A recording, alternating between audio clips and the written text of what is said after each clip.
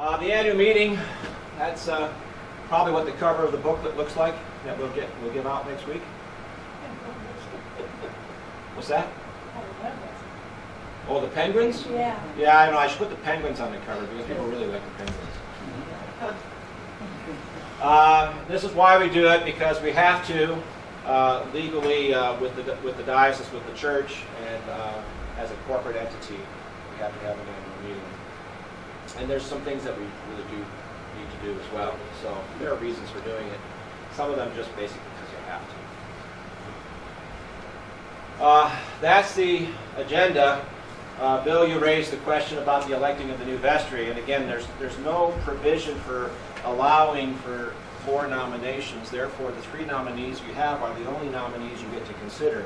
So I will, at that time, although we're told we have to do it by secret ballot, that's also one of the other provisions, I think, in our bylaws, by secret ballot, I will invite a motion to dispense with secret ballots and elect by acclamation. Somebody will say so moved, and somebody else will say, actually 18 other people will say second, and then we'll all vote. The whole agenda, Rector gives a report, canonically required, they call it the state of the queue. Take the name, but there you go. We'll acknowledge the work of the vestry. That's some of our fun folks. They weren't all there that particular day, but that was our orientation day last February. So we'll offer special thanks to those rotating off. John Lawson, Bill Silverman, and Bill Swartz rotating off the vestry this time around. And then we'll have elections. We talked about that at some length. Oh, look, there they are. There's Chris. There's Chris. The other 2 aren't in the room at the moment, but I think some of you know all of them, and others of you will know them differently. In case you didn't know, that's Chris Bell, Mark Welch, and Jennifer McCaffrey. These 2 being relatively new. Chris has been around. How long have you been around? About 6 years. 6 years? Yeah, even you are relatively new then by some extent. See, in my book, you're an old-timer. Anybody who was here my first Sunday is an old-timer. Arlene and Bob, they're old-timers. Peggy and the 3 of you are all old-timers. You're not. I'm not. You are. Bill, you're a semi-old-timer because I knew of you before I ever got you. And then we'll commission the new members. I have not done well to remember to put this out in print, but we will also entertain the option of appointing the 5 delegates to diocesan convention in the fall. It's either the canons or the bylaws, and I can't remember now off the top of my head now which. They're remarkably vague in the question. They simply say that it either happens at the annual meeting or the vestry does it. So clearly they haven't been amended since at least 1992, because that's what we dealt with. Yeah. And we always just decided vestry will elect the delegates. If you want to be a delegate, let a vestry person know. And that's really the effect of it. I open it up at the annual meeting. If people jump on it, it gets done at the annual meeting. If they don't, it goes to the vestry. And I'm not going to lose a lot of sleep over that. Last year we actually got people at the annual meeting and we said, thanks, work is done. Yeah, let's move ahead. So Where's convention? Convention up in the gorge. I don't know exactly if it's at Hood River, the Dalles, or some other place in that area, but it's somewhere up in there. Those 2 congregations, I presume, will be taking point on hospitality, however it gets done. Yeah. All right, and now the focus, even though there's not much time, this may be a piece that we pick up on next week, but the focus of what I wanted to spend time with you this morning on was finances, our financial snapshot. Bill's here to keep me honest. Oh, good. I thought for a second he was asleep. Bill's here to keep me honest. And last year I did this as a story. So I thought maybe I would try and, you're going to see a lot of numbers in the next several pages. But I want to tell it to you as a story of a congregation. And you have an aspect of the story told through the numbers. So once upon a time, there was a congregation in Bend, Oregon, Trinity Episcopal Church. They had seen some of the best of times, and they had seen some of the worst of times. And when I arrived here back in the fall of 2014, Trinity was already on the upswing, on a recovery, recovering from the fires and and what I've sometimes called the firestorms. That's where Trinity was almost 3.5 years ago when I first made your acquaintance. Well, 3.5 years ago when I first made We your were acquaintance. ready for you. You were ready, but you were ready. Through the grace of several priests that were interim, that really helped heal us. That's right. So you had a lot going on. And at the end of 2014, you had an operating surplus that year. It was a good year. It was a good year here at Trinity. You had 43 and change, almost $44,000 more in income than you had in expenses for that year. And life was looking pretty good. Well, that's because we didn't have the facilities to Oh, support. don't I know it? Don't I know it? So, and you had accumulated reserves at that point. After that year, you started with about $40,000 in reserves from years in the past when you've had good years and bad years. That's the way churches always go. Best of times, worst of times. And then you hit my first full year here, 2015, and the first run at the budget showed a $55,000 deficit. So you went from $44,000 surplus to a $55,000 deficit. And the guy asked, what's going on? And you're quite right. Going into 2015, you were looking at having a full-time rector for a full year, and you were occupying both buildings. Because 2014, you didn't have to pay for utilities here. You didn't have to pay to operate this building here. You didn't need to clean it. You didn't need to do anything here. All you needed to do was take care of one building. But in 2015, you had to do both. Sticker shock. This is what was the plan in going into 2015. You allowed that with $84,000 reserved, that you would do a deficit of up to $28,000 for as many as 3 years. That was a strategic decision, very deliberate, and the decision was, we're in a good place. In spite of the sticker shock, we're in a good place. Don't do anything financially that jeopardizes that. So let's build on what's good and make sure we can continue.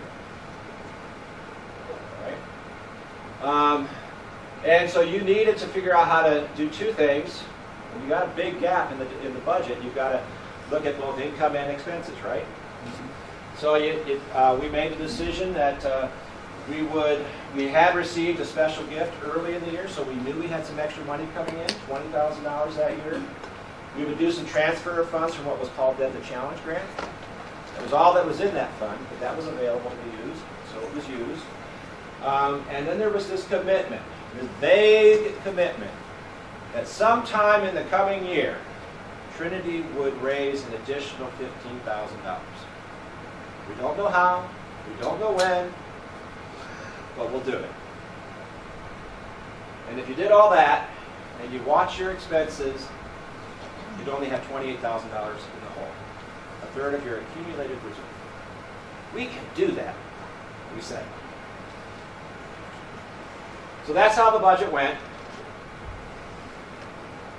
How did it go? Better than we thought. Not great, almost 20,000, 19 and change in the hole. But we did the Summertime and the Giving is Easy campaign that year. That was a campaign in which you invited me to stop singing on Sunday mornings. So in the summer that year, I stood up for several weeks in a row and sang, "Summertime and the giving is easy," and invited you to give to stop me singing. And you did. So that's what we did. So it hit very close. That is remarkably close to an income number on a $393,000 budget. And expenses, shaved on the expenses beyond what we thought we were going to do that year. And so the deficit came in a little bit smaller. Okay? And then the next year, we do the same thing. 19, that was what we did in 2015. Our first run at the 2016 budget, another $50,000 deficit. First run, and that's the term we've used. That's what the finance committee comes to the vestry with and says, this is our best guess as to how we got to go with this. And again, eek! It's a $50,000 deficit if we do everything. Revenues, by design, we didn't want to do any rely on special gifts that were special gifts. We don't know that we're going to get them. And we didn't want to have any additional fundraisers or appeals. No, we didn't want it to do the summertime and the giving is easy thing again. And we were holding real tight with the expenses. So our guesses going into that was the other issue with 2015 was moving back into this building. We didn't really know for sure how much it was going to cost us. It was a different building than it was before the fire, so we didn't know what utilities were going to be. We didn't know what the insulation was going to do for us. We didn't know what the new heating and cooling systems, air conditioning was also added. We didn't know how that was going to play out. Best guesses, pretty good guesses. So that was our first run, another $50,000 deficit. How are we going to do this? Well, this is what we came up with. Back to 28 again. That was our decision. We could do up to 28 for up to 3 years.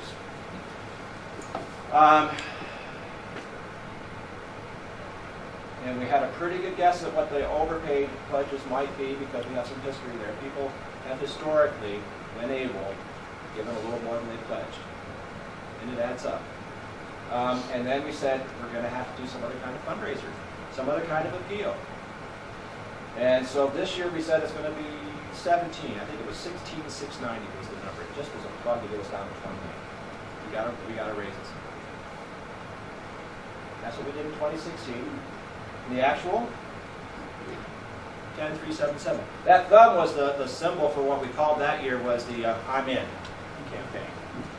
So John Collins and Jeff Bullock wrote a letter to the parish and gave you cards and said, they said, we do a little better whenever we can. We hope you will too, and invited you to vote. You were in on it. And that's how that campaign went. And so, again, not 28, only 10 and change. Still a big deficit, but a lot less than 28. All right? And the net result of all that was, at the end of the year, still $57,000 in that accumulated reserve. Whereas if you had spent the 28 the first 2 years, you should have been down to 28, because that was always the plan. Up to $28,000 deficit, up to 3 years in a row.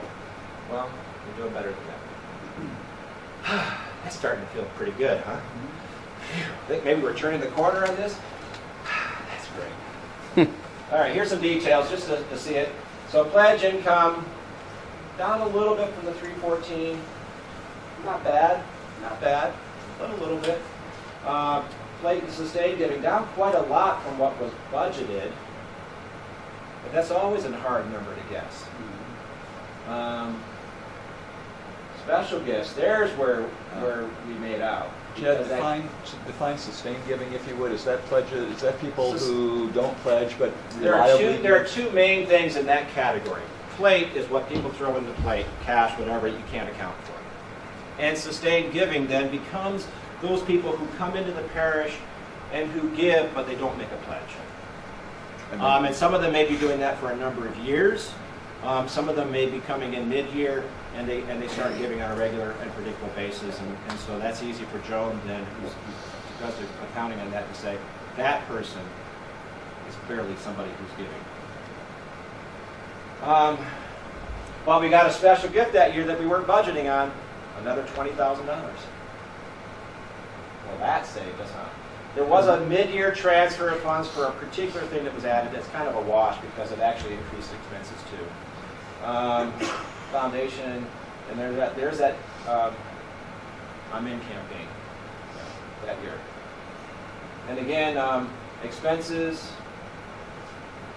Jan and Mark in particular work really hard to manage those, so we don't overdo things. Invite you to help with that. It comes up every now and then. We had a small issue come up even within the last week. If you want something funded, there's a process to follow for that, because we aren't just going to spend money because somebody wants to spend money. We're going to manage that. That's why. Yes, ma'am. I was just wondering if you could say a little bit more about the $4,500 was that actually read for? What, that 4,500? Yeah. That was an unexpected, and for what little it's worth, I voted in the minority on this because I thought it should just show up in the budget as a variance. But we did extra fundraising that, well, we spent more on our stewardship campaign that year. Oh, And the vestry really felt like that needed to get, I mean, there were some funds that we could draw upon. And rather than have that hit the budget adversely, we should just bring it in from another fund. It's, you know, and how you do it doesn't really matter much at the end of the day. So, but because it wasn't something at the beginning of the year that we thought we were going to incur, there was a feeling that we should find another way to cover it. Okay, so that was 2016. Ready for 2017? Oh Lord, not again. who is that? So here we are again, first run. Finance committee comes to the vestry and says, looks to us like we've got to go $57,000 in the hole to do what we need to do in 2017. This is life for this is why people don't want to be at the vestry, because this happens every year. Oh Lord, not again. Well, Finance Committee bring it in, did not anticipate, again, fundraisers or special gifts. By definition, you can't rely on the gift that's special. And they didn't want to do a fundraiser in 2017.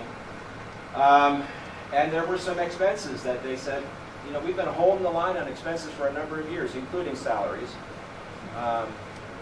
Nobody was getting any cost of living or any other kind of increases for a number of years during the fire time and all that. And so they said, you know, we can't continue to not pay for things that we need. And so that was how they put it to the vestry. And this is the budget. 36,000 deficit last year. The 3-year plan said we could go up to 28 this year. We said we got to go up to 36.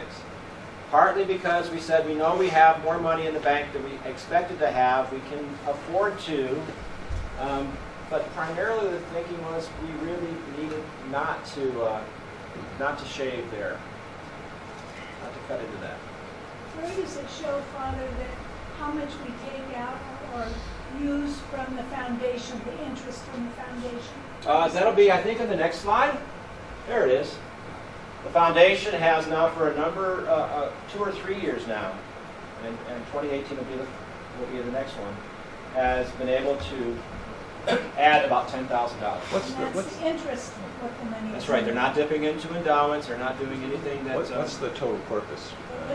I don't know. The foundation? Yeah. I don't know offhand. It's not huge. It's okay. It's not huge. So, pledge take a big jump. That was part of why we paid money to do a campaign that was different, because sometimes in fundraising, you learn you have to spend money to make money.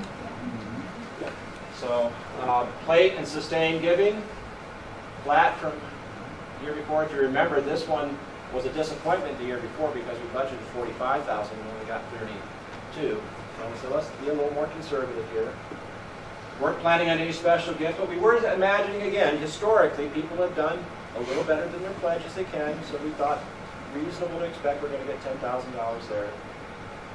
No transfers, Trinity Foundation, no plans to do an additional fundraiser or an appeal. That was where we were a year ago. Total revenue then, $397. There's the assessments partly for the diocese, mostly for the diocese, let's be honest. Mostly for the diocese, but also some for outreach that we worked into our policies here at the That's a 4% payout, which is So That's the a net 4% income we payout. had That's a available was That's a $305. good figure. And then this was actual to budget, so some salary increases you'll see spread out across there. And other expenses shaved as they could be, but not too deep. Because again, it was felt like if you shave too deep, you're going to be long-term paying for it. That's the budget. That was what was given to the congregation last year at the annual meeting, along with the commitment that the vestry would explore other possible revenues streams and/or work hard and deliberately to look into how we enhance our shared maintenance. That is the outside groups that come in different ways to use the facilities, which I will introduce you to this phrase, which we use here at Trinity in limited ways, but in important ways, a contra expense. And the idea there is if it shows up as something that offsets expenses rather than adds to income, it's not subject to assessments. So if a group comes in and uses a building, we deem generally the money they bring into us as offsetting our costs as opposed to adding to our income. It's a subtle point, and it's a little bit pharisaical, if I can put it that way. We call them negative expenses in Spokane. There you go, negative expenses or contra expenses we call it here, because we're more highfalutin, it turns out, than you are. Well, and maybe more. And the make a group wrong that is one or now using the building over here now helps with what? They pay shared maintenance, and Okay, that's wonderful. yeah. North end. So that's what we said we would do. Yeah, that's That's great. what we said we would do.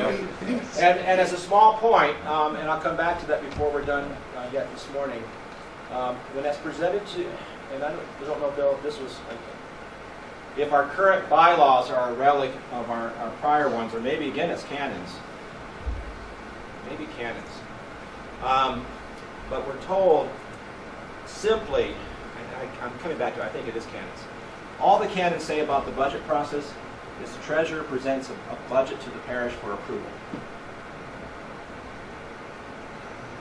Which is really, truly bizarre. Because it doesn't even say the vestry has a role in that process. And I don't quite know what approval is supposed to mean. I think it's supposed to mean one thing. I go with it, what it says. And I tell you that at the annual meeting, you get to approve the budget or disapprove.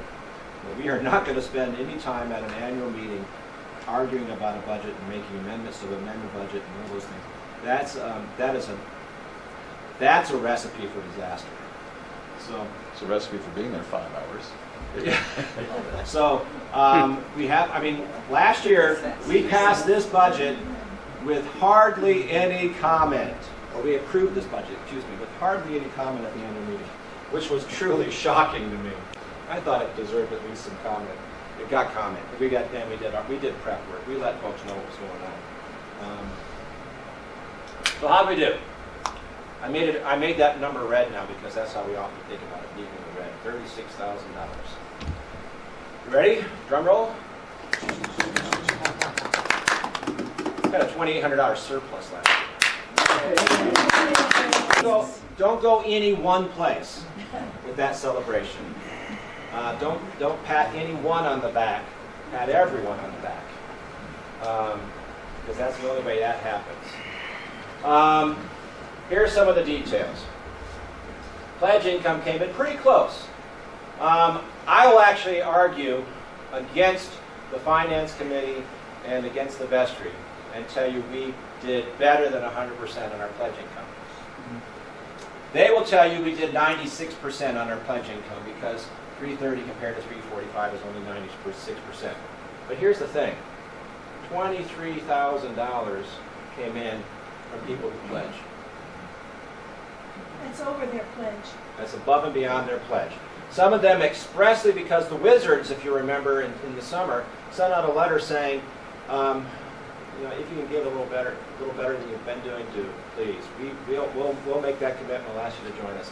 And $7,700 is identifiably in response to that. In addition to that, $13,000 came in from people who are pledgers who just gave more, and we don't know exactly why. It might have been in response to the Wizards letter. It might have just been because that's what they do, because in fact that is what people here do. As they can, they continue to give it. Give in between what they can afford on their pledge. Yeah, maybe there are people who say at the beginning of the year when they're making a pledge, I know I can do this. If I can do more, I will. Okay? And then, of course, there was a little bit that was given in early 2017 that was left over from the year before that they didn't do, so they're just making good on what they had said they would do. The net of all that is 23,000. Well, if I had 23 to 330, I get 356. That's better than 345. Well, Father, I don't see how you can ever get 100% because some people pledge and then something happens during the year and they're no longer with us for one reason or another. In any way you think of that, they're no longer with us. That's right. And that's inevitably going to happen. You're quite right. So, anyhow, it's a matter of semantics. I say we did better than 100%. The Finance Committee says we did 96%. What do you But we all agreed that we got this much at the end of the year. Okay? Sustained plate giving, I told you it was a guess. We kept going back and forth. 48 and change. We had a really good year with some people who come to the church who are longtime Episcopalians. They move to Bend, they come to Trinity, and they start giving because that's what they do. Better than usual year in that one regard in particular. What has been your experience with people that have been here and then moved away? Do they continue their pledge Some for do. the rest of Some the do. year? Some don't. I mean, I don't. I haven't. When I moved, when I left St. Mark's in Medford, and I came here, I was no longer participating in the life of that congregation there. I was here, and I started giving at Trinity. Even though you pledged I there? made a pledge there. But you see, I think nobody's ever going to hold you to that. We're not going to take you to court because you don't fulfill your pledge. A pledge is always offered in good faith with some assumptions about what the reality is here at this moment. And when reality changes... But that said, there are people who have, in my experience, come to me and said, I'm moving to Salem, but before I go, I want to make good on my pledge. And they'll often write a check for the rest of the year. You don't say no to that. I don't. I mean, the answer is always to everybody who gives, thank you. Thank you. Yeah, the answer is always thank you. So that's where we are. I mean, just a really wonderful year, owing to the generosity of all of you, and so many more not in the room at the moment. On the other side, expenses, some came in below what was budgeted. The property net came in significantly below because that's where shared maintenance comes in. So it offsets the costs of running the property. So that was a good year in that respect. So why did we do so much better? Was it folks who pledged exceeding their pledge? Was it a special gift? Was it the Wizard's appeal? Was it because of new folks coming to Trinity? Or were there reductions in expenses? Did we have any increases in shared maintenance, that contra expense? I think it's a combination. Yes. It's all of that. Well, all of it. It's all of that. So, nobody gets to take credit for it, and everybody gets to take credit for it. And we even gave to the wife of the Tanzania bishop that money. We sat down and had a dinner. How much money did we pull that Well, we night? do. I mean, this is an operating budget, so it doesn't include any of the money that we do but for. people It gave. doesn't include for Condega. It doesn't include for Alternative Christmas. It doesn't include any of those outreach things, including Grace Mokiwa. So there we are. End of the year. See the parentheses are an accountant's way of saying a negative number. Okay, so we projected at the beginning of the year we might have a $36,000 deficit. In fact, we had a $2,800 surplus. Very quickly, not spending any time at all on this. This is what our books say we have in terms of assets: $3.3 million. Well, $2 million of that is the buildings, and it's not even worth thinking about. There's just not a thing you're never going to leverage that for something other than what we use it for. That puts a $1.2 million and change in the bank, investments, and so on and so forth. A little hard to read, but $325,000 of that in this pocket here is a family kitchen. Okay. That's all that's ever going to be used for. If it was given, even though it comes through our books, was given for family kitchen, that's what it's for. And we will not touch it for anything else. And it's a lesser number, but it's still significant. There's $25,000 in there for Condega. Again, people gave it to Trinity, but they gave it for Condega. It goes to Condega. All right. These are some other funds that are there. $60,000 and change in building maintenance. We didn't do as much spending in building projects this year. We spent some, not as much this year as in the last couple of years. And Bill and others would say, we're done spending. Because you've got to have something in the bank in case something bad happens. That's right. Memorial funds, I don't know exactly why I picked that out of everything else, but I did. Because that's a little bit more fluid. You know, for if there's a perceived need for something, usually you'd think something substantial, something that's going to be here for a while, not something that you're going to just, you're not going to use that to buy altar flowers that get thrown out the next week. Besides, we have a fund for that. There's a pretty large number there that the vestry can spend into for any particular needs. And then the accumulated reserve. So, again, comes in at 57 and change, and it was going to be depleted by this time, according to that plan from 3 years ago. Those debt, I'm not giving you any numbers here, but that's just the kind of stuff that's under that other fund. That's all that is. There's a lot of different designations. So if money was given for, just to pick one out of the, right at the top of the fund, if people gave money for altar flowers, we don't use it for something else. It's why they gave it. So if it's listed, does it mean it still has money in it? I'm looking at Ruth Halligan's music. That's a very small, I don't know what it is offhand, but yes, there's money in it, but it's, I think in that particular case, really very little. Because that would have been a number of many years ago. So, Finance Committee and Vestry have actually worked to try and consolidate those so that there aren't as many as there used to be, but there's still a lot. So, first run, $6,700 deficit. Which after the deficits we've been running, that just seems easy. It was hardly even worth looking at. But you know what? Your vestry looked at it anyhow. Just a reminder, first run the last 3 years before, 10 times that, roughly. Budget deficits, the budgeted deficits, not the actual numbers. We tolerated bigger deficits than that for a number of years. But the actual,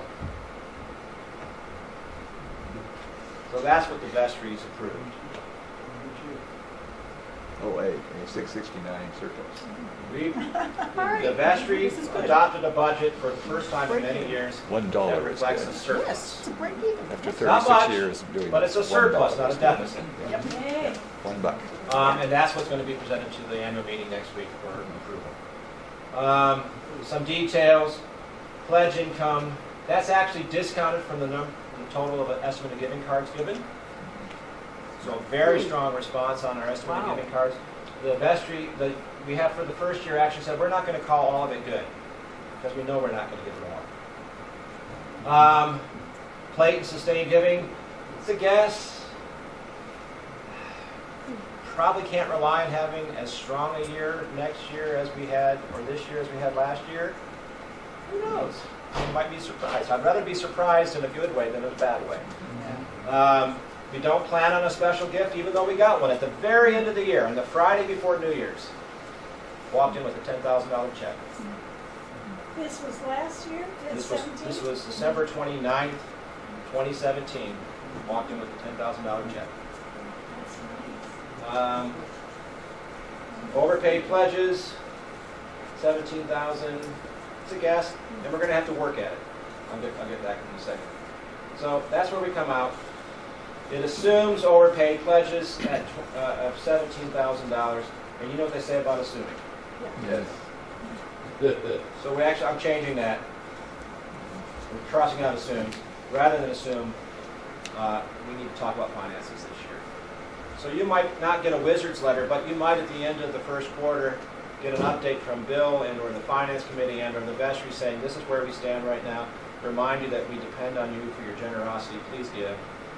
It may not be much more than that, but expect to hear us tell you from time to time that your generosity is both needed and appreciated. Yes, ma'am. So if I'm looking at that, pledges are up $40,000 more than we actually received in 2017. Yep. So that innocuous letter that I couldn't understand, saying, "What do you want me to do?" got you more, $40,000 more in pledges. The whole process this year of building up to Catherine Jefferts Shorey being here resulted in our having a fairly high confidence in that number there. Wow, that's incredible. That's what people have said they're planning to give. Actually, that's 97% of what people say they're planning to give. Nice. Expenses. This is the big jump. $54,000 which comes off property because we have J-Bar-J in this year, giving $1,000 a month for the space, this office spaces above Family Kitchen. Maybe we can find somebody else to do that too. Our spaces are pretty well used. Nowhere else to go. I'm not gonna get optimistic about finding more offsetting income. I It's, think we should give you and Bill and the vestry a big hand. Come on, everybody. A lot of hard work. Thank and we all live happily ever after. The end. I was telling you a story, right? It's not the end. It's not the end. It's not the end. It's not the end. It's just the beginning. And if we're confident that we have our financial house in order now, I'm going to come back and start telling you it's time to think about how we need to spend more money. you. Maybe next year. Because the last thing we should do is rest on our laurels and get comfortable. And if we're doing reasonably well financially, there's probably something more we need to be doing. And I don't know what that is. I'm not asking for any budget funding requests right now, but I am going to remind you here at the outset, there's more for us to do. So you're invited to the annual meeting next week. There's Bill and his tie. You wearing the same tie next year? No, Next I week? don't think it's appropriate. I don't think it is. That's the scream tie, if you can't tell. And there's Bill talking about putting us to sleep. And then we have food and we have fun. And next week is the annual meeting. Y'all come. The service starts in 3 minutes. I doubt it.